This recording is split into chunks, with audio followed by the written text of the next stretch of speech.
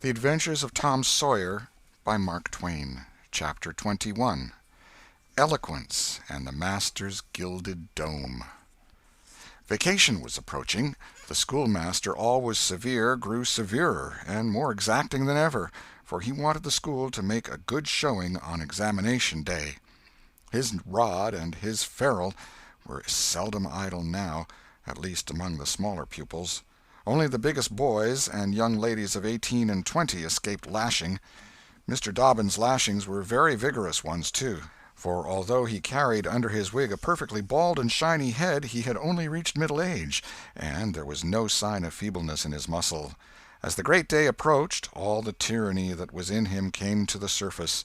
He seemed to take a vindictive pleasure in punishing the least shortcomings. The consequence was that the smaller boys spent their days in terror and suffering, and their nights in plotting revenge. They threw away no opportunity to do the master a mischief, but he kept ahead all the time. The retribution that followed every vengeful success was so sweeping and majestic that the boys always retired from the field badly worsted. At last they conspired together and hit upon a plan that promised a dazzling victory. They swore in the sign-painter's boy, told him the scheme, and asked his help. He had his own reason for being delighted, for the master boarded in his father's family, and had given the boy ample cause to hate him. The master's wife would go on a visit to the country in a few days, and there would be nothing to interfere with the plan. The master always prepared himself for great occasions by getting pretty well fuddled, and the sign-painter's boy said that when the dominie had reached the proper condition on examination evening, he would manage the thing while he napped in his chair. Then he would have him awakened at the right time and hurried away to school. In the fullness of time the interesting occasion arrived. At 8 in the evening the schoolhouse was brilliantly lighted and adorned with wreaths and festoons of foliage and flowers. The master sat throned in his great chair upon a raised platform with his blackboard behind him. He was looking tolerably mellow. 3 rows of benches on each side and 6 rows in front of him were occupied by the dignitaries of the town and by the parents of the pupils. To his left, back of the rows of citizens, was a spacious temporary platform upon which were seated the scholars who were to take part in the exercises of the evening. Rows of small boys, washed and dressed to an intolerable state of discomfort, rows of gawky big boys, snowbanks of girls and young ladies clad in lawn and muslin and conspicuously conscious of their bare arms, their grandmother's ancient trinkets, their bits of pink and blue ribbon, and the flowers in their hair. All the rest of the house was filled with non-participating scholars. The exercises began. A very little boy stood up and sheepishly recited, "You'd scarce expect one of my age to speak in public on the stage," etc., accompanying himself with the painfully exact and spasmodic gestures which a machine might have used, supposing the machine to be a trifle out of order. But he got through safely, though cruelly scared, and got a fine round of applause when he made his manufactured bow and retired.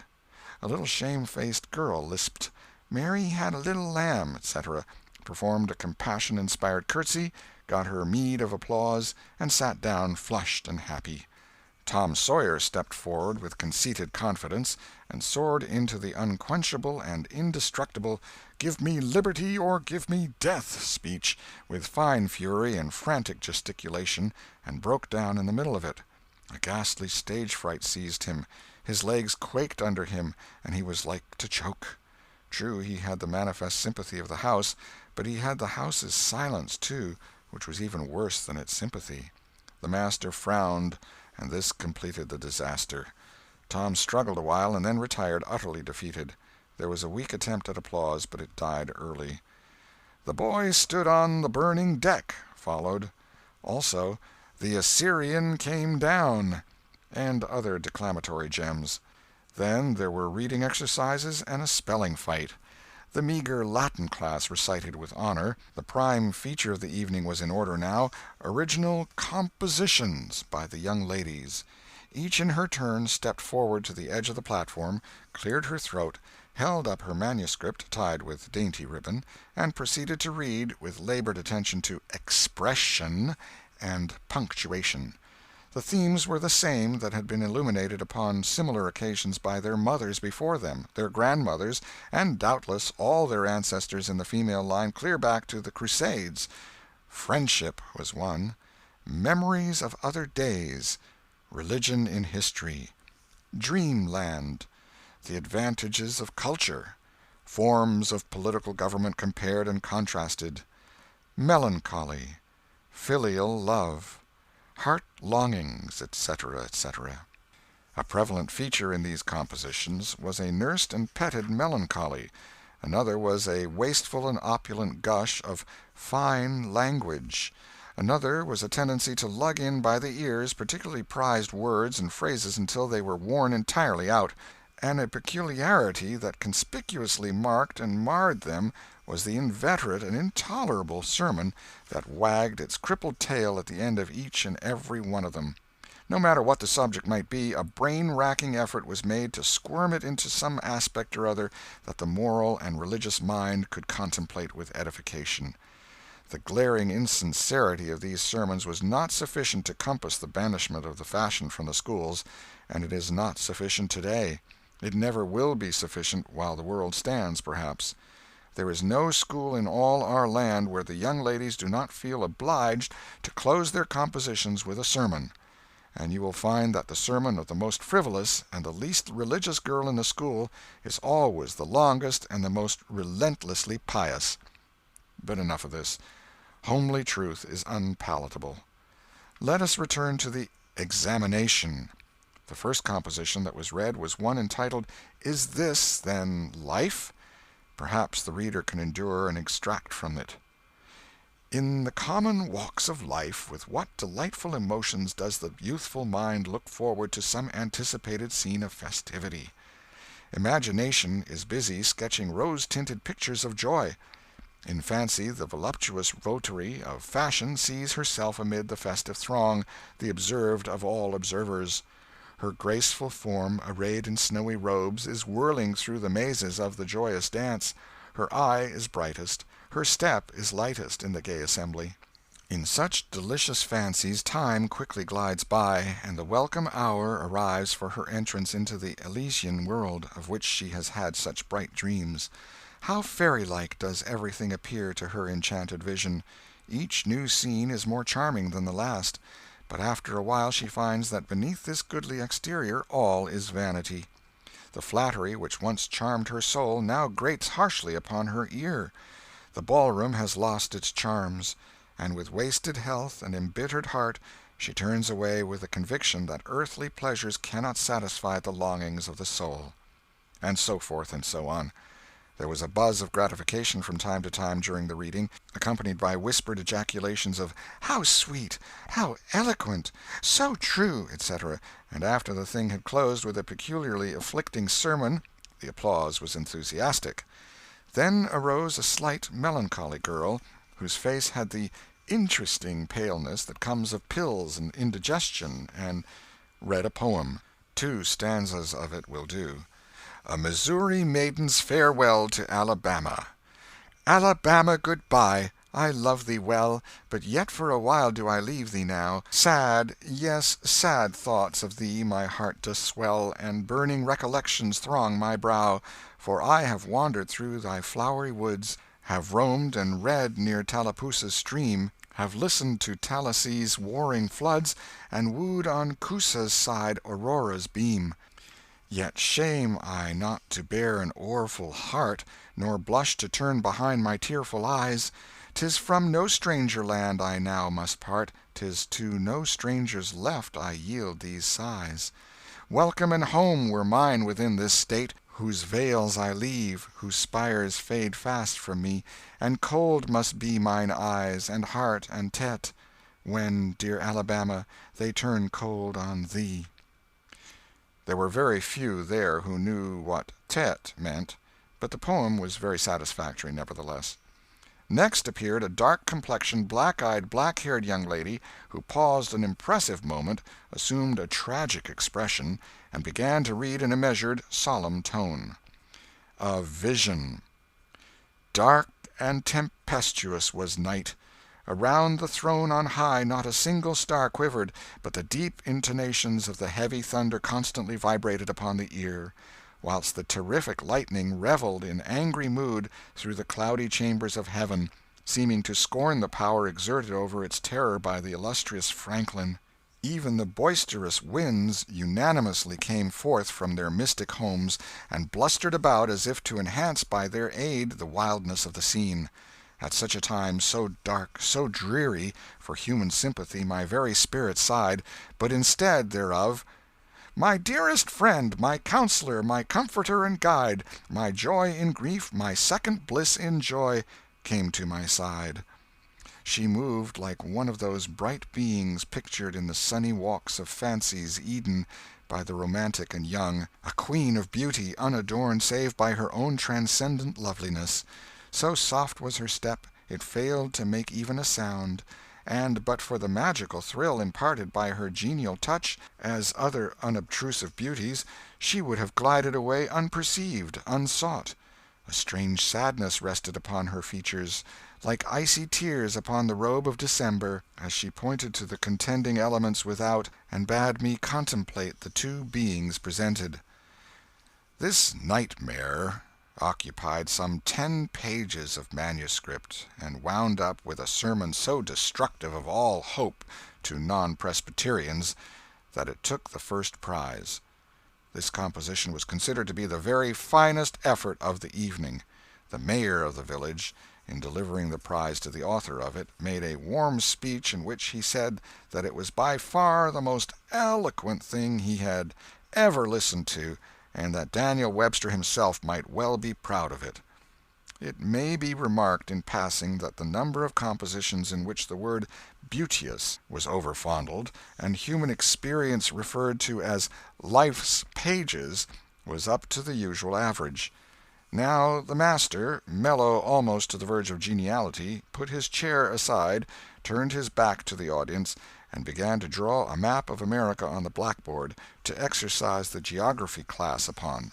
But he made a sad business of it with his unsteady hand, and a smothered titter rippled over the house. He knew what the matter was, and set himself to right it. He sponged out lines and remade them, but he only distorted them more than ever, and the tittering was more pronounced.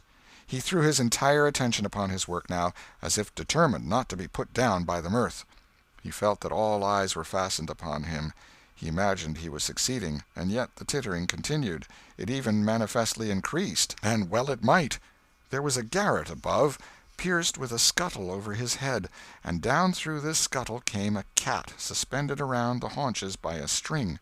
She had a rag tied about her head and jaws to keep her from mewing. As she slowly descended, she curved upward and clawed at the string. She swung downward and clawed at the intangible air. The tittering rose higher and higher. The cat was within 6 inches of the absorbed teacher's head. Down, down, a little lower, and she grabbed his wig with her desperate claws, clung to it, and was snatched up into the garret in an instant with her trophy still in her possession. And how the light did blaze abroad from the master's bald pate, for the sign-painter's boy had gilded it. That broke up the meeting. The boys were avenged. Vacation had come.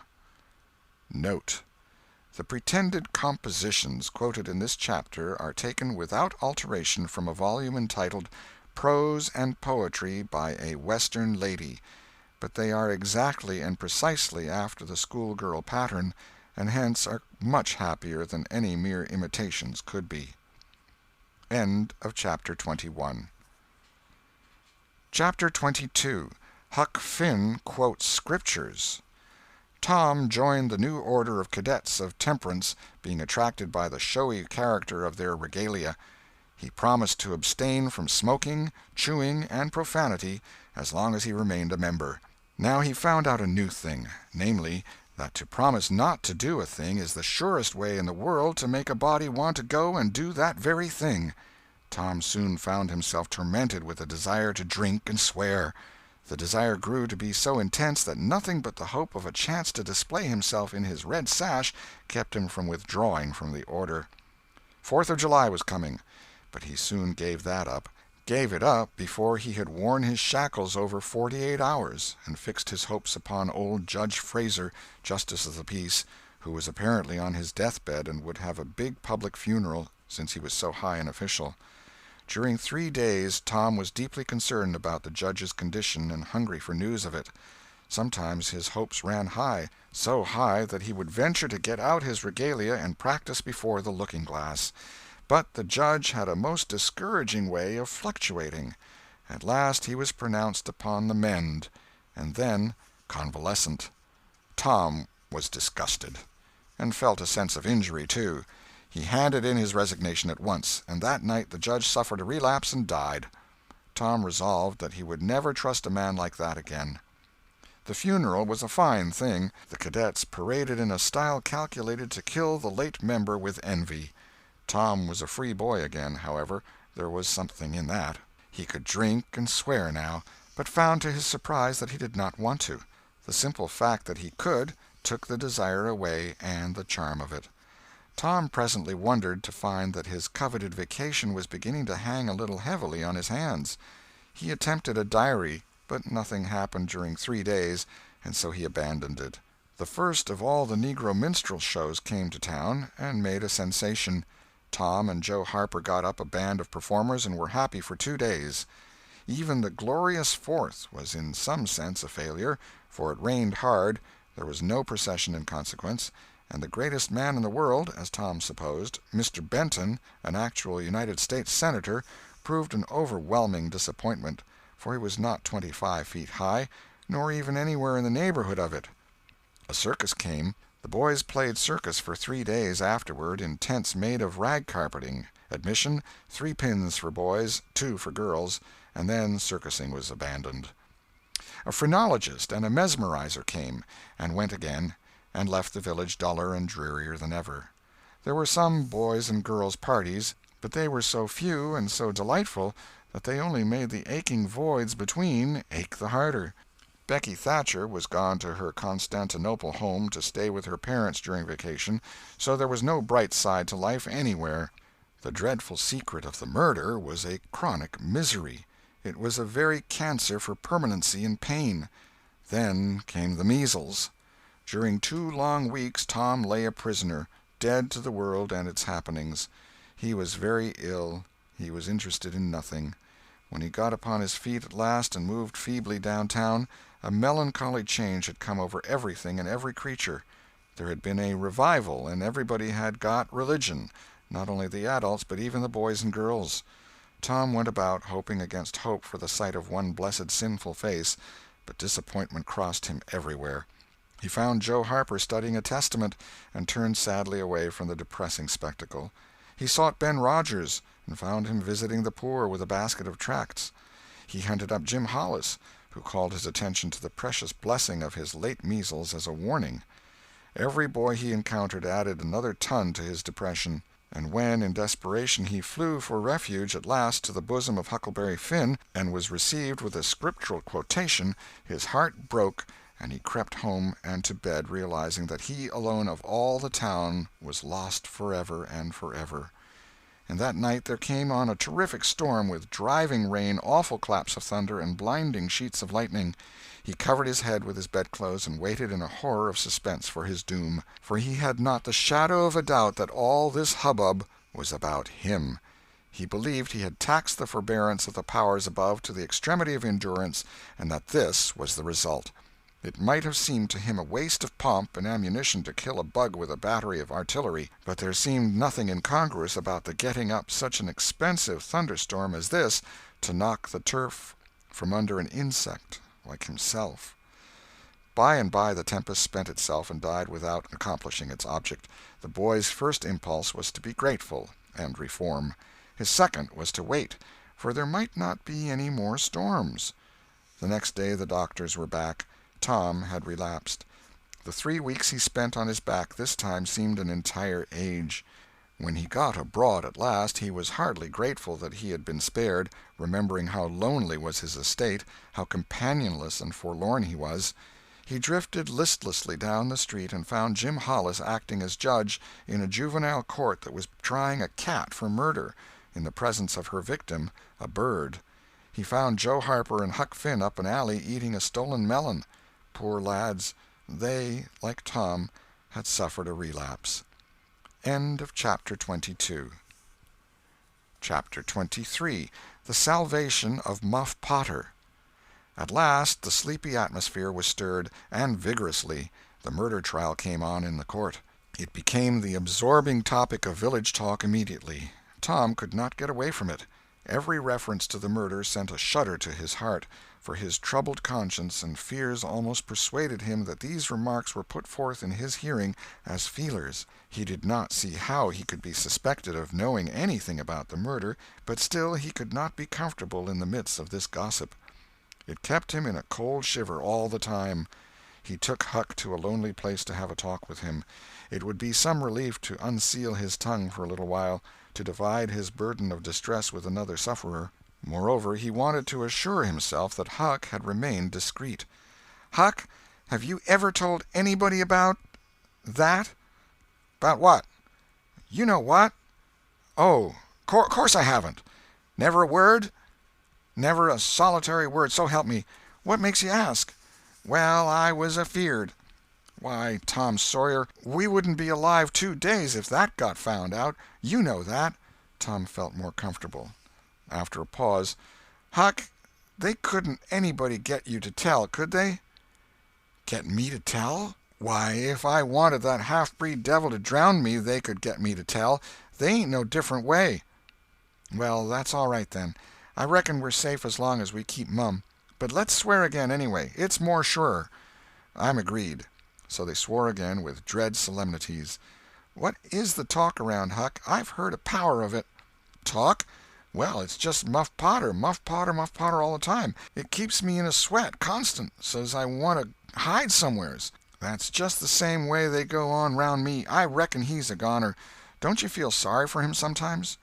"Most always, most always. He ain't no account, but then he ain't ever done anything to hurt anybody. Just fishes a little, to get money to get drunk on, and loafs around considerable." "But, Lord, we all do that, leastways most of us, preachers and such like. But he's kind of good. He give me half a fish once, when there warn't enough for 2. And lots of times he's kind of stood by me when I was out of luck." "Well, he's mended kites for me, Huck, and knitted hooks onto my line. I wish we could get him out of there." "My, we couldn't get him out, Tom, and besides, 'twouldn't do any good. They'd catch him again." "Yes, so they would. But I hate to hear 'em abuse him so like the dickens when he never done that." "I do too, Tom. Lord, I hear 'em say he's the bloodiest looking villain in this country, and they wonder he wasn't ever hung before." "Yes, they talk like that all the time. I've heard 'em say that if he was to get free they'd lynch him." "And they'd do it, too." The boys had a long talk, but it brought them little comfort. As the twilight drew on, they found themselves hanging about the neighborhood of the little isolated jail, perhaps with an undefined hope that something would happen that might clear away their difficulties. But nothing happened. There seemed to be no angels or fairies interested in this luckless captive. The boys did as they had often done before, went to the cell grating and gave Potter some tobacco and matches. He was on the ground floor, and there were no guards. His gratitude for their gifts had always smote their conscience before. It cut deeper than ever this time. They felt cowardly and treacherous to the last degree when Potter said, "You've been mighty good to me, boys, better'n anybody else in this town, and I don't forget it, I don't. Often I says to myself, says I used to mend all the boys' kites and things and show 'em where the good fishing places was, and befriend 'em what I could, and now they've all forgot old Muff when he's in trouble. But Tom don't, and Huck don't. They don't forget him, says I, and I don't forget them. Well, boys, I done an awful thing. Drunk and crazy at the time. That's the only way I count for it, and now I got to swing for it, and it's right. Right, and best, too, I reckon. I hope so, anyway. Well, we won't talk about that. I don't want to make you feel bad. You've befriended me. But what I want to say is, don't you ever get drunk. Then you won't ever get here. Stand a little further west, so that's it. It's a prime comfort to see faces that's friendly when a body's in such a muck of trouble, and there don't none come here but yourn. Good friendly faces. Good friendly faces." Get up on one another's backs and let me touch 'em. That's it. Shake hands. Yourn'll come through the bars, but mine's too big. Little hands and weak, and they've helped Muff Potter a power, and they'd help him more if they could." Tom went home miserable, and his dreams that night were full of horrors. The next day and the day after he hung about the courtroom, drawn by an impossible, irresistible impulse to go in, but forcing himself to stay out. Huck was having the same experience. They studiously avoided each other. Each wandered away from time to time, but the same dismal fascination always brought them back presently. Tom kept his ears open when idlers sauntered out of the courtroom, but invariably heard distressing news. The toils were closing more and more relentlessly around poor Potter. At the end of the second day the village talk was to the effect that Injun Joe's evidence stood firm and unshaken, and that there was not the slightest question as to what the jury's verdict would be. Tom was out late that night, and came to bed through the window. He was in a tremendous state of excitement. It was hours before he got to sleep. All the village flocked to the courthouse the next morning, for this was to be the great day. Both sexes were about equally represented in the packed audience. After a long wait the jury filed in and took their places. Shortly afterward, Potter, pale and haggard, timid and hopeless, was brought in, with chains upon him, and seated where all the curious eyes could stare at him. No less conspicuous was Injun Joe, stolid as ever. There was another pause, and then the judge arrived and the sheriff proclaimed the opening of the court. The usual whisperings among the lawyers and gathering together of papers followed. These details and accompanying delays worked up an atmosphere of preparation that was as impressive as it was fascinating. Now a witness was called who testified that he found Muff Potter washing in the brook at an early hour the morning that the murder was discovered, and that he immediately sneaked away. After some further questioning, counsel for the prosecution said, "Take the witness." The prisoner raised his eyes for a moment, but dropped them again when his own counsel said, "I have no questions to ask him." The next witness proved the finding of the knife near the corpse. Counsel for the prosecution said, "Take the witness." "I have no questions to ask him," Potter's lawyer replied. A third witness swore he had often seen the knife in Potter's possession. "Take the witness." Counsel for Potter declined to question him. The faces of the audience began to betray annoyance. Did this attorney mean to throw away his client's life without an effort? Several witnesses deposed concerning Potter's guilty behavior when brought to the scene of the murder. They were allowed to leave the stand without being cross-questioned. Every detail of the damaging circumstances that occurred in the graveyard upon that morning, which all present remembered so well, was brought out by credible witnesses, but none of them were cross-examined by Potter's lawyer. The perplexity and dissatisfaction of the house expressed itself in murmurs and provoked a reproof from the bench. Counsel for the prosecution now said, "By the oaths of citizens whose simple word is above suspicion, we have fastened this awful crime, beyond all possibility of question, upon the unhappy prisoner at the bar. We rest our case here." A groan escaped from poor Potter, and he put his face in his hands and rocked his body softly to and fro, while a painful silence reigned in the courtroom. Many men were moved, and many women's compassion testified itself in tears. Counsel for the defense rose and said, "Your Honor, in our remarks at the opening of this trial, we foreshadowed our purpose to prove that our client did this fearful deed while under the influence of a blind and irresponsible delirium produced by drink. We have changed our mind. We shall not offer that plea." Then to the clerk, "Call Thomas Sawyer." A puzzled amazement awoke in every face in the house, not even excepting Potter's. Every eye fastened itself with wondering interest upon Tom as he rose and took his place upon the stand. The boy looked wild enough, for he was badly scared. The oath was administered. "Thomas Sawyer, where were you on the 17th of June about the hour of midnight?" Tom glanced at Injun Joe's iron face, and his tongue failed him. The audience listened breathless, but the words refused to come. After a few moments, however, the boy got a little of his strength back, and managed to put enough of it into his voice to make part of the house hear. "In the graveyard." "A little bit louder, please. Don't be afraid. You were in the graveyard." A contemptuous smile flitted across Injun Joe's face. Were you anywhere near Horse William's grave?" "Yes, sir." "Speak up, just a trifle louder. How near were you?" "Near as I am to you." "Were you hidden or not?" "I was hid." "Where?" "Behind the elms that's on the edge of the grave." Injun Joe gave a barely perceptible start. "Anyone with you?" "Yes, sir. I went there with—" "Wait a moment. Never mind mentioning your companion's name. We will produce him at the proper time. Did you carry anything there with you?" Tom hesitated and looked confused. "Speak out, my boy. Don't be diffident. The truth is always respectable. What did you take there?" "Only a dead cat." There was a ripple of mirth which the court checked. "We will produce the skeleton of that cat. Now, my boy, tell us everything that occurred. Tell it in your own way. Don't skip anything, and don't be afraid." Tom began, hesitatingly at first, but as he warmed to his subject his words flowed more and more easily. In a little while every sound ceased but his own voice.